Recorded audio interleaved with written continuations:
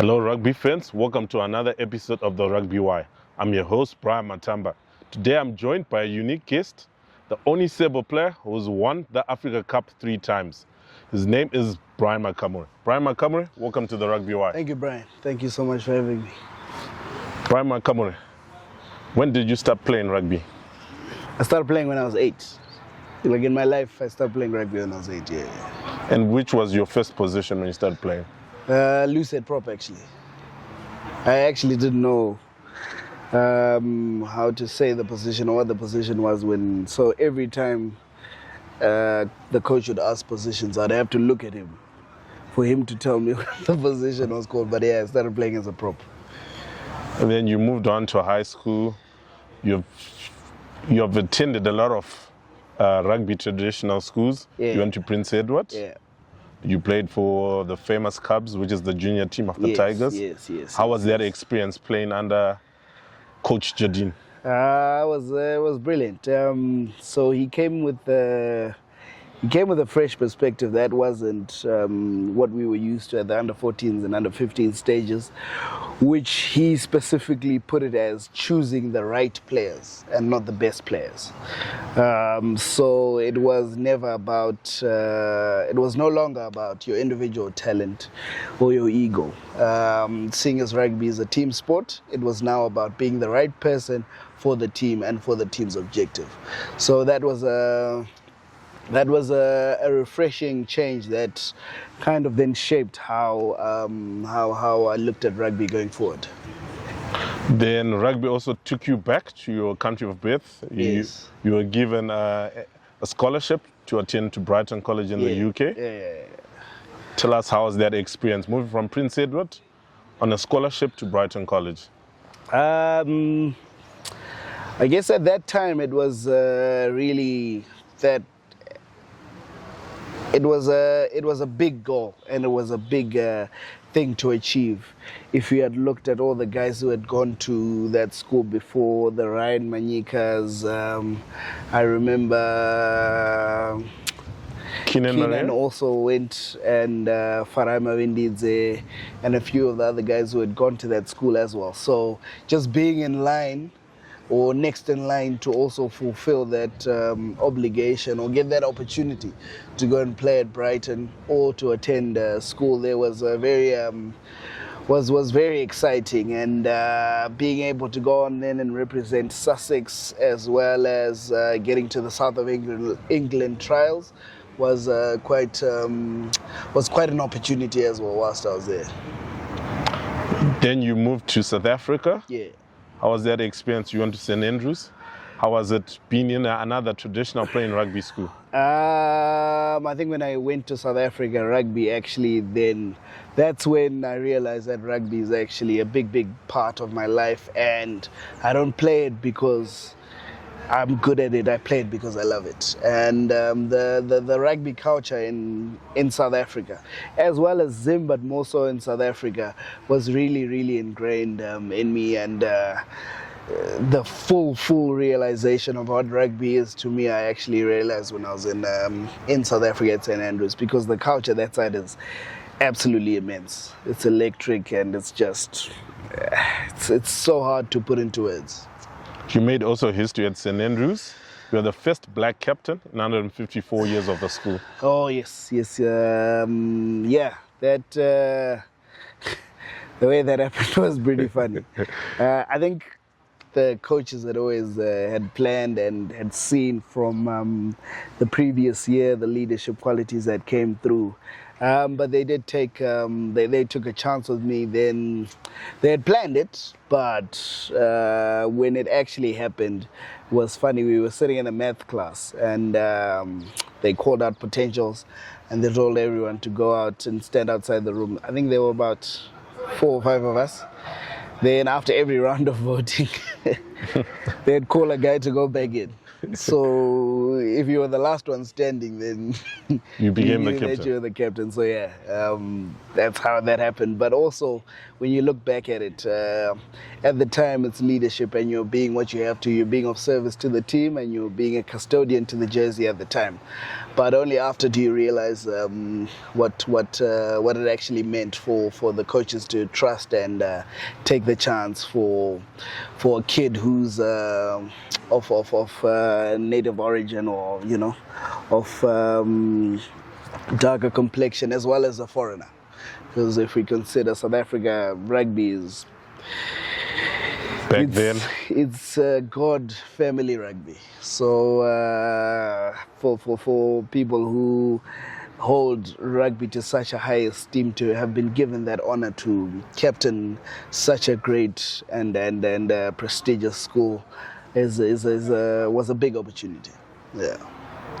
you played rugby, but your father, most people know him for managing one of the greatest footballers to come out of this country, Peter Ndlovu. Yeah. What made you draw yourself to rugby rather than football when your father, Winston Makamure, managed Peter Ndlovu? So my father is not a person to force something on you, right? He's not a person to say that, look, I am proficient in this, so you must do this because I'm proficient. He understands that individuals always differ, and he will give you the opportunity to explore your talent. So my sports when I grew up, soccer obviously here and there, but I never took an interest from it at the get-go. I actually started playing rugby because I bumped into a match on the television at the time. I think the All Blacks were playing someone, and I was lucky enough to just see John Olomu in his full might, just running over people, scoring tries. So as a youngster and as a little kid who likes tomfoolery and playing around, you always want to get the opportunity to be in a setup where controlled violence is allowed. If you're allowed to run into people and crash into them and hurt them without, facing any repercussions at the end, it was a perfect setup for kids. So I was just drawn to rugby. Then when I started playing, I actually realized that, look, I'm not too bad at catching a ball and running around at people and running over people. So yeah, that's how that happened. So it was soccer, rugby, and golf, and I just took a natural liking to rugby. Who've been your role models growing up when it comes to rugby? I think it changes over time, the list is added to. Obviously, starting off, the person that you know is John Olomu. As you go on with the countries that I then moved to, I still did pay attention. I still do pay attention a lot to New Zealand. So the next person on that list was Richie McCaw, then Dan Carter, then obviously the talent that's been exported from Zimbabwe. Knowing them, I started paying a lot of attention to them.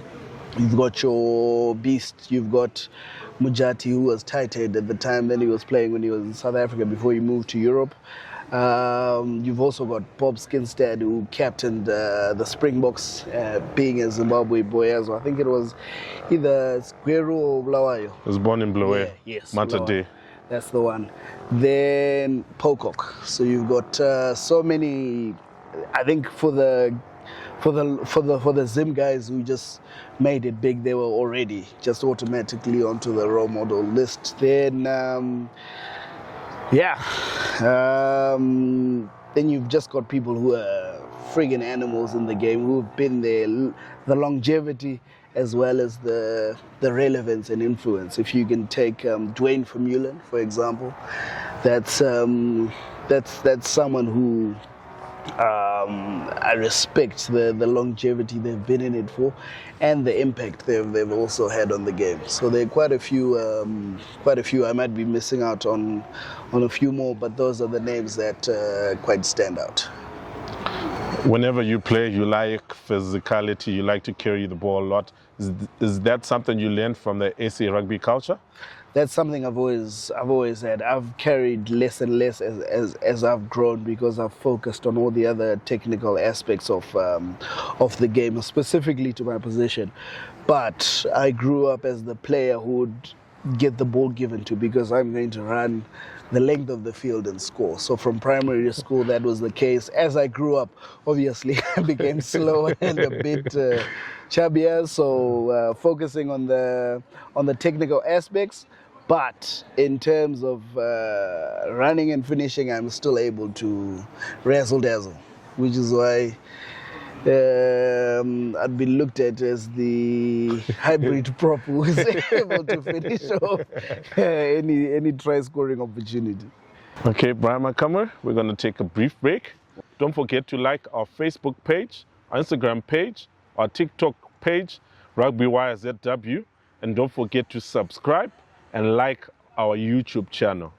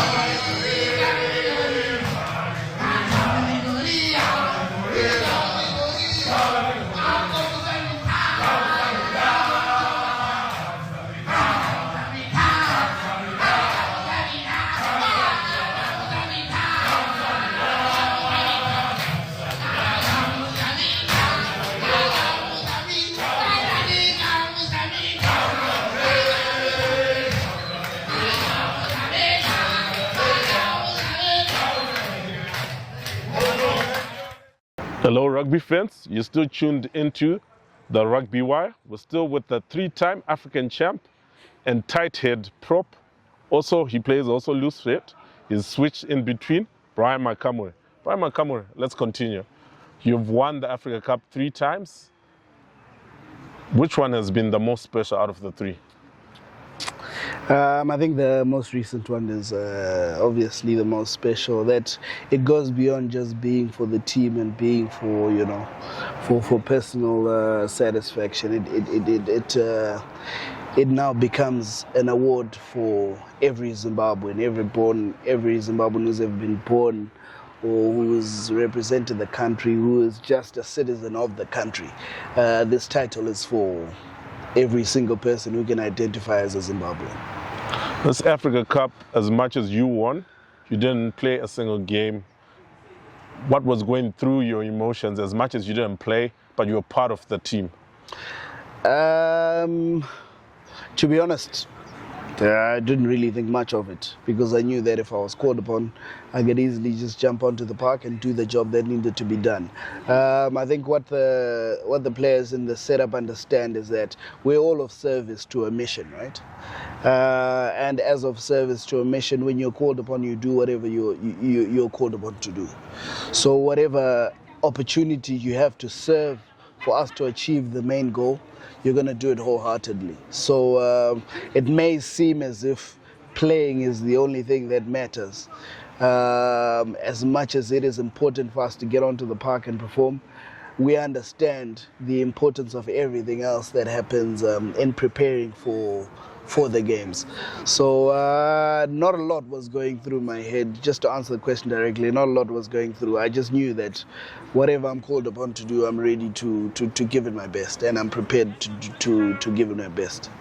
You're now known as one of the cheerleaders of the team, and you're the one who keeps the morale high in the team. Where do you get the energy to inspire the team with your war cries and everything? That's actually a glimpse into who I naturally just am in life. To be honest, when it comes to rugby, it's actually a bit more contained and controlled.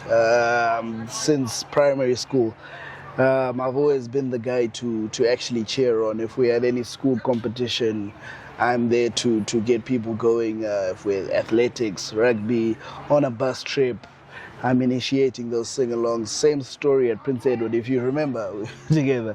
I actually started War Cries when I was in Form 3. Yes. Form 3, which is quite unusual. But I was given the opportunity to do that because it's just something that's naturally there. So carrying on, like I've said before, when you get the opportunity to still be a little, not in a derogatory way, but still be childish and enjoy that, you know, that freedom and that boyhood fun. As a grown-up, as a 35-year-old, then please believe I'm going to delve in and make the most of that opportunity. So it's something that comes naturally, and it's something that is also what I'm willing to do whilst I'm of service to the national team. Then in your family, is there anyone who sings in church or All of growing us. up? All of you? So if you see my sister, same story. If you see my brother, same story. It's just it's just the odd thing that I'm the one who's caught in front of the camera. But if you speak to my siblings' friends, whenever they were at high school, they still had the opportunity, and they still have the same charisma to be in front of the school and be leading in that department of energy and riling up the crowd. You were sitting on the terraces when that final whistle blew, when we beat Namibia. What was the first thing that came into your mind? The final whistle blew and you knew that those Sables have qualified. We weren't quite sitting. We were as standing at the edge of the field, as far close to the field as we were allowed to. Then I think when the whistle went, it just broke down. I remember I was flat on my front, just praying, broke down into tears. Then you run and embrace the coaches, you run and embrace the players, and it's also relief because we've known that we are capable of qualifying. We've known that this is a very, very good opportunity for us to qualify. And we've known that in the past, whenever we've had good opportunities, we haven't quite delivered. So the relief came from the delivering aspect of it. So being able to actually live up to what we are capable of was a very big thing for the squad, and just being able to deliver, you know, it's reaching new heights. So as much as we have retained the championship, we're now also looking beyond to see how far we can push that ceiling. Because as we go into this uncharted territory, it's an opportunity for us to see how great Zimbabwe rugby can really become. And what's more nerve-wracking, playing or being in the stand? Not being able to, I think being in the stand. Because being in the stand, you've got no choice but to fully trust the guys who are on the park to do the job. But that's the beauty of it, because it's a brotherhood, because it's a mission that we're all on together. You can have that comfort to understand that that person is going to do as much as you can, if not more, because they're on the park. But yeah, it is nerve-wracking to be in the stands. And what are your sentiments? Some quarters or fans have thrown around that you're in the team for rather cheerleading than talent. Does that get into your head? Look, people always say what they say and people always think what they think. But if you really look back to look at the span of my career, I started playing for the national team when I was 19. That's in 2010. I've been this same size, I've been this same bundle of energy since then. I've been on the field with the opposition that we've played. We've traveled many countries, many teams that we've played, and I've had my opportunity to also be the person who's, you know, first pick. right now I'm just in the phase where I'm really there to be of service. If I get the opportunity to run on, please believe I'll relish, just as we do when we run on with Zambia and Botswana. But if that's not the time to do so yet, that's really what it is. But to answer the question directly, it doesn't get into my head. I know where I've been, I know where I've come from, I know what I can do, and I know what my abilities are, and I know and understand that I'm of service to the team. There's roughly almost 2 years between now and the next World Cup, which will be held in Australia. What do you think you need to work on for you to be on that plane? So I think something that we need to consider as players in Zim, specifically for myself because of age, is recovery. Recovery is something I definitely need to focus on, especially after training. Obviously, getting myself into the best condition possible is something that doesn't need to be mentioned. But being able to recover properly and being able to put in as much training time and game time as possible, that only comes from taking care of my body, recovering, and making sure that I'm ready and able to get all I can out of training sessions, out of alignment camps, as well as any game time that I get. Remember to like and follow our pages, Facebook, Instagram, TikTok. Like and subscribe on YouTube. If you don't subscribe, we won't make a living. So if you want us to be rugby wiring for the time to come, make sure you subscribe. We'll be right back after these messages. Thank you.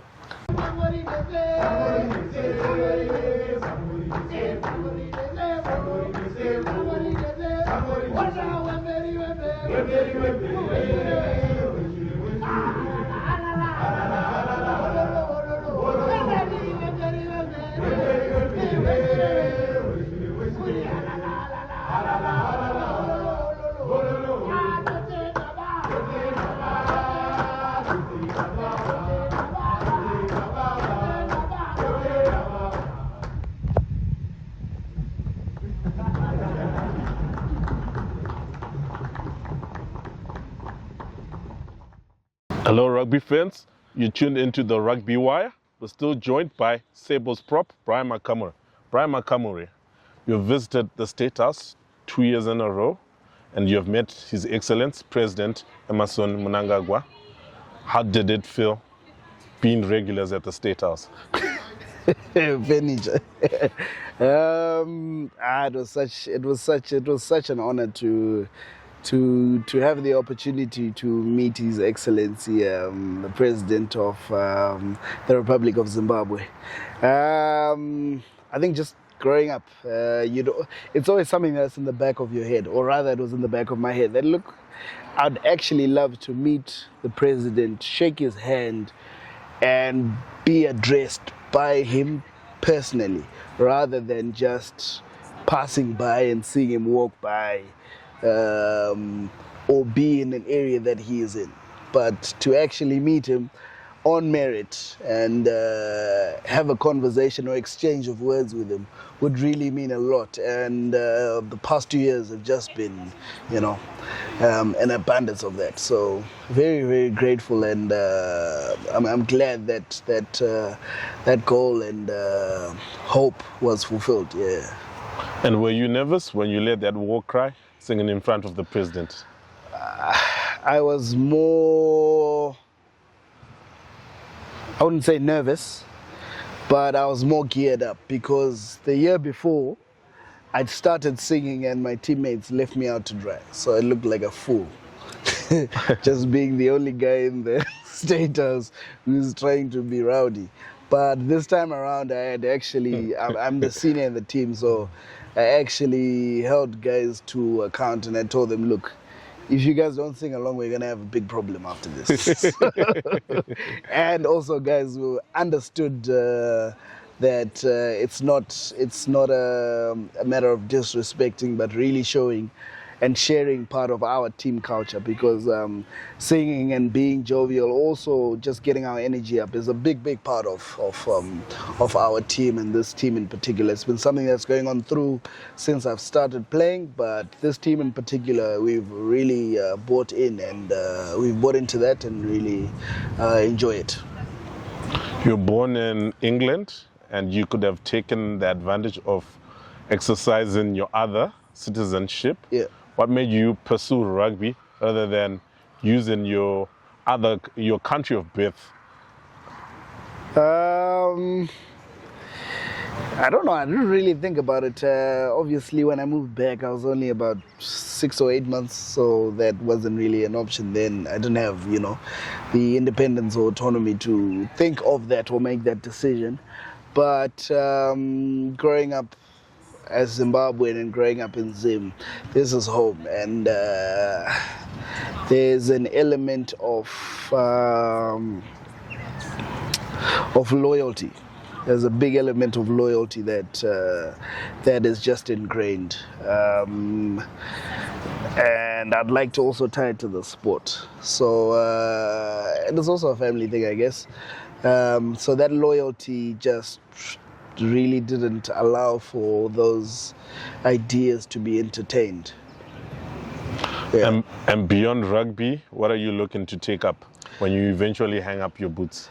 I wouldn't say that I'd take it up after rugby, but I've been working for myself since 2015 when I was done with university. I had an organization that's in the sectors of civil construction, recycling, meat distribution. So those are the 3 pillars of the organization, and the other stuff that comes from it is usually branched off, but those are the pillars and those are the sectors that we focus on in the organization.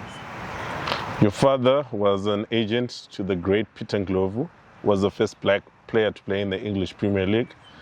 Zimbabwean, yeah. And also African. Yeah. Yes. And what lessons did you learn from your dad, sports business-wise, through managing Peter Ndlovu? You've got to stand your ground. You've got to know your worth, and you've got to express your worth. So, being talented is one thing. Making people understand that you know your talent and you know your worth is another thing, because if you don't show that, unfortunately, the way the world is, it's not all roses and fairies and butterflies. People will take advantage. Seeing as it is a business, people will try to extract the most with putting out the least. So if you don't take the opportunity or don't take charge in terms of knowing and expressing your worth, you're going to be taken advantage of, unfortunately. So that representation is very important for talented players that are willing to ply their trade on the global stage. Your uncle is an executive in telecoms. Could we say that the Makamure has got an entrepreneur gene? You also mentioned that you're now into business. You own your own company. Your dad was also into business. Would we say the gene rubs into the Makamure family? Yeah. If you look at the 4 or 5 generations that I can clearly identify, that I know personally, then that I know of from accounts that were passed down, entrepreneurship is definitely within that gene pool. It might not be noticed in every individual, but it's definitely present in the gene pool. And what do you think qualification for the World Cup will do for Zim Rugby as a whole? Look, it allows us to at least get our systems on par with the top playing nations in the world. It allows us to be recognized on the world stage, which is now something that's undisputable. Zimbabwe is number 24 out of 114 playing rugby nations in the world. And we are number 2 in Africa, second only behind the world champion South Africa. So it's something to be taken note of, and it's something to really be respected and given its gravitas. And it really allows for rugby to become a realistic professional opportunity for youngsters in school, whether it be boys or girls, ladies or gentlemen. It's a viable career option now going forward, simply from qualifying. So that's I believe that's what the qualification does for the country. When you touched down the airport after qualifying, did your father say any words, or any family member, did they say any words to you personally? What you would have achieved? The fans didn't give a chance for those interactions, to be honest. But funny thing about that that trip back, I think we had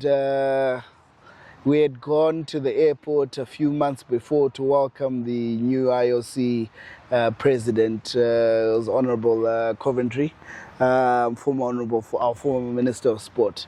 So she arrived on a Sunday, I believe, and quite a number of sporting codes were at the airport to welcome her back. And a few of the rugby guys, we were there, the guys that were around were there. And I remember we were just sitting at the back, at the back of the crowd, and just thinking to ourselves that, guys, look, you know, if we make sure that we stay on track and we keep our ducks in a row, we could be on the receiving end of this welcome. So there's no pressure on ourselves, but look, this is what it could be. This is what it could look like. It was a nice little trip to the future, you know. So when that actually then happened, I think for the guys who were there when we welcomed the Honourable Minister back, that was something that jumped right at us. That, hey, we actually achieved something that we said we could. And it's on a global scale, so you know, well done. And we were also very happy to just see, you know, jovial fans of the game, fans of the sport. They didn't necessarily need to know anyone in the team or have any personal ties, but that's the beauty of representing the country. By being Zimbabwean, the Sables are your team. By being Zimbabwean, the Sables are your brothers, they're your sons, your grandkids, your cousins, whatever you'd like to look at the male species or the figures that are in the team at. They are yours and they are you. So just being able to stand for the country and represent the country and represent every Zimbabwean that's there in the world, not just in Zimbabwe, it was special. So just their presence and their cheers said all we could have wished for our parents or friends or family to say to us. And still on family, have you settled down, or do you intend to settle down? I'm settled right now. What do you mean? Oh no, I'm not married. I'm not married, and I'd love to. I'm definitely gonna get married, but there's no telling when that will be. And I'm not really in a rush to force anything. As we live life and as everything comes together, it will all fall into place when it's intended to. So you believe in star alignments? Somewhat. It can't all be relied on star alignments. You've also got to do your part to make sure that you are at a point where you're ready to take on that responsibility. Because as much as love is a beautiful thing, it also requires a person who's able to take care of their responsibilities once they take up that role.